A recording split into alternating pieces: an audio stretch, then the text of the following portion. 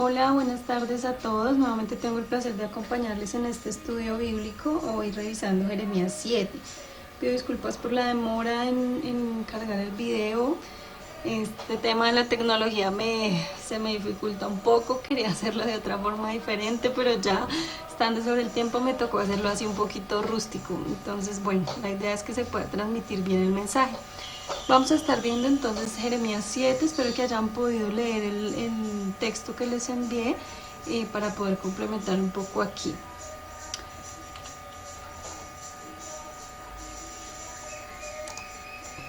Bueno, entonces como vimos en el texto, la idea central de nuestro capítulo de hoy es toda la confianza que el pueblo de Judá tiene acerca del pueblo como un amuleto protector. Y encontramos allí entonces varias denuncias que realiza el profeta al pueblo. La primera de ellas, de estas denuncias, son las mentiras que dicen los profetas y los sacerdotes. Le hacen creer a la gente que el templo proporciona seguridad, que lo que necesitaban para mantener contento al Señor era únicamente cumplir con los sacrificios y holocaustos y con los diezmos y con las ofrendas respectivos. Ellos les decían que mientras cumplieran con esto podrían estar tranquilos porque serían protegidos. Y la gente pues también tenía como como un dicho, pues por decirlo de alguna manera, de que Dios no iba a permitir que su casa fuera destruida.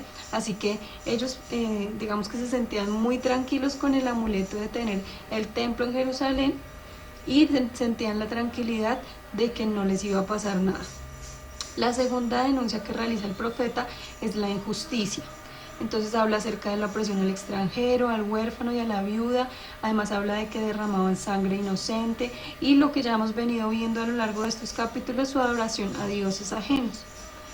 La tercera denuncia que realiza es la hipocresía moral y religiosa que se venía dando en el pueblo. Entonces el pueblo iba, transgredían toda la ley, hurtaban, mataban, adulteraban, adoraban a otros dioses y luego venían al templo con sus ofrendas como si no pasara nada, invocaban el nombre del Señor y se sentían seguros de que estaban a salvo allí. Luego salían del templo y seguían cometiendo todo tipo de abominaciones. Era una hipocresía muy fuerte a la que el profeta Jeremías está aludiendo aquí. Otra denuncia que hace el profeta es que convirtieron la casa del Señor en cueva de ladrones. ¿Esto qué quiere decir? Pues además de lo que ya vimos arriba, que transgredían toda la ley y llegaban allí al templo como si nada, los sacerdotes recibían ofrendas asegurando que esta era suficiente. Con esas ofrendas las usaban para enriquecerse a ellos mismos, le seguían mintiendo a la gente, no ayudaban a los desvalidos, que eran quienes debían ayudar con todo este tema de las ofrendas. Y adicional a esto, a la gente le gustaban esas mentiras porque ellos podían seguir teniendo su estilo de vida como ellos querían, como a ellos les gustaba, y simplemente se conformaban con hacer estos holocaustos y estas ofrendas al templo. Así como quien dice hoy en día, el que peca y reza empata. Otra cosa que denuncia el profeta es que ellos habían puesto abominaciones en la casa del Señor. El templo era un lugar de encuentro con Dios, era el lugar que se había designado para que las personas se acercaran allí a tener un acercamiento con su Señor, a conocerle, a recibir su palabra, sobre todo a recibir su perdón y a reconocer su maldad. Pero ellos pusieron allí otros dioses a los que también adoraban. Dice la palabra que esto amancilló la casa del Señor.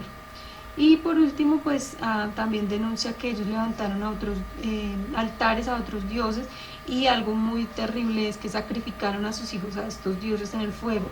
Ellos literalmente cogían los hijos y los tiraban en el fuego para que se quemaran, buscando de esta forma agradar a esos dioses falsos y que cumplieran lo que ellos necesitaban. ¿Qué iba a suceder a causa de toda esta maldad que se estaba dando?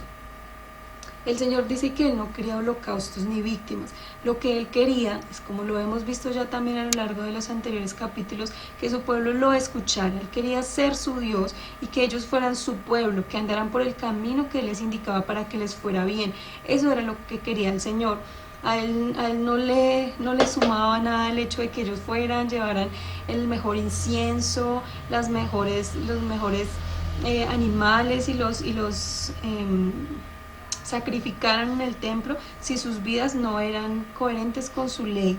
Pero entonces ellos no quisieron oír y siguieron su propio camino, por lo cual nos dice Jeremías 7 que la nación de Israel sería reconocida como la nación que no escuchó al Señor ni admitió corrección. Entonces, ¿qué va a pasar a raíz de todo esto? Primero, el templo en el que tanto confiaban y en el que estaban seguros que no les iba a suceder nada iba a ser destruido, como lo fue Silo. Y digamos que esa confianza que ellos tenían también obviamente sería totalmente destruida. Otra cosa que sucedería aún más terrible que esto es que serían echados de la presencia del Señor. También la ira del Señor se derramaría sobre ellos. Sobre cada uno de ellos la ira del Señor se derramaría y vendría gran mortandad. Iba a morir muchísima gente, tanta gente que no iban a tener ni siquiera dónde enterrarla. Y esto, pues a raíz de todas estas cosas difíciles que vendrían, iba a desaparecer el gozo y la alegría, porque la tierra y el lugar donde ellos habían confiado iba a ser desolado. ¿Cómo podría evitar entonces el pueblo que esto sucediera? Primero que tenían que hacer era mejorando sus caminos, ¿cierto? Nos dice, el Señor allí hace un llamado a que mejoren sus caminos y sus obras, cambien el camino por el cual caminan y vuélvanse al camino del Señor. La segunda cosa que tenían que hacer era hacer justicia con su prójimo, dejar tanta injusticia social, ayudar a la viuda, al huérfano, ayudar al extranjero, dejar de robarle a los más pobres. Bueno, toda esta injusticia que también ya hemos visto en capítulos anteriores. Ellos tenían que volverse a la justicia, tenían que renunciar totalmente a la idolatría, dejar de adorar otros dioses. Otra cosa que tenían que hacer era vivir una vida coherente con la ley del Señor. No solamente se trataba de ritos, sino que se trataba de un corazón humillado ante el Señor, un corazón que obedeciera al Señor y que siguiera el camino que Él les mandaba. Y para ello pues debían adorarlo a Él como su único Dios. No podría haber nadie más allí. Básicamente pues lo que tenía que hacer el pueblo era, como lo hemos visto también, escuchar la voz y el llamado del Señor. Ahora, pensemos un poco, ¿qué tan difícil era la tarea del profeta, la misión que él tenía? Primero, pues él se tenía que parar en la puerta del templo y hablarle a un pueblo que estaba muy feliz con su estilo de vida. Entonces, muy seguramente lo iban a ignorar muchos. Lo segundo que tenía que hacer era decirles que estaban equivocados con esa vida feliz y maravillosa que llevaban, que estaban equivocados y que si ellos no cambiaban su forma de vida, vendría destrucción y muerte. Además, eso también se lo estaba diciendo a los sacerdotes, ¿no? Y a los profetas, que eran los encargados de enseñar y guiar al pueblo hacia la verdad, pero que estaban llevándolos más bien a un camino de muerte. Y lo tercero es que el mismo Señor le dice a Jeremías, tú les vas a decir todo esto, pero ellos no te van a escuchar y no te van a responder.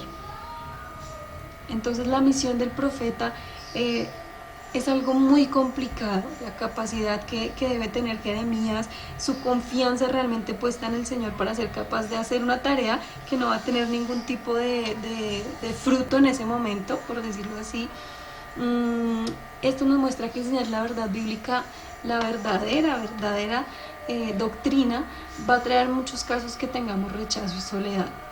Pero aún así, aun cuando la gente no responda como nosotros esperamos que responda, aun cuando la gente siga en su camino equivocado, nosotros tenemos que hacerlo, permanecer fieles en ello, porque es el llamado que el Señor nos hace. El pueblo estaba totalmente confiado en este edificio, se enorgullecían mucho de él, estaban confiados también en esas falsas palabras de los sacerdotes que les gustaban mucho porque les permitían estar tranquilos y cómodos con su estilo de vida. Es por esa razón que no les interesaba escuchar las palabras del profeta Jeremías. Ellos no querían cambiar una vida que los satisfacía en todas sus áreas. Entonces ellos preferían vivir en la mentira. Hicieron de esa mentira su propia verdad y se mantuvieron ahí. Al final de todo esto, entonces, todo en lo que ellos confiaron fue destruido. Ellos serían abandonados por el único que permanece para siempre, por el único que nunca cambia, el Eterno. Así que hoy vale la pena pensar en esto. ¿Dónde está puesta nuestra confianza? ¿En quién está puesta nuestra confianza? Si todo en lo que tenemos certeza que permanecerá se derrumbara hoy, ¿qué pasaría con nosotros? ¿Qué pasaría con nuestra fe? ¿Nos mantendríamos firmes en el Señor o nos derrumbaríamos con esto también? ¿Nuestra fe está cimentada sobre la verdad bíblica o sobre mentiras de falsos predicadores que buscan su propio beneficio? ¿En qué estamos creyendo? ¿Qué es lo que creemos? ¿Qué es lo que nos enseñan? ¿Y qué clase de enseñanzas estamos escuchando? ¿Son coherentes con la palabra? ¿Dónde está cimentada nuestra fe? Otra pregunta que vale la pena hacernos es, ¿estoy escuchando la voz de Dios? ¿Él realmente es mi Señor? ¿Estoy obedeciendo a sus mandatos? Una pregunta que me interesa que nos hagamos es, ¿este estudio bíblico y el que tal vez hacemos aparte nos está llevando a mejorar nuestros caminos? Y una pregunta que nos debe mover mucho nuestro corazón y la que tenemos que hacernos a diario, ¿conozco a Cristo?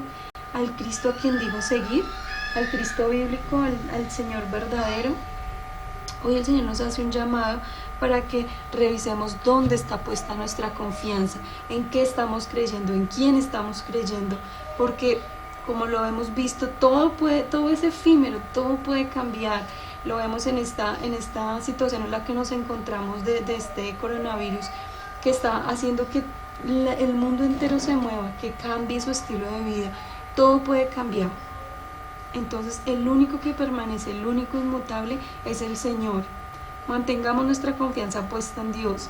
En realidad, así como dicen, del dicho al hecho hay mucho trecho.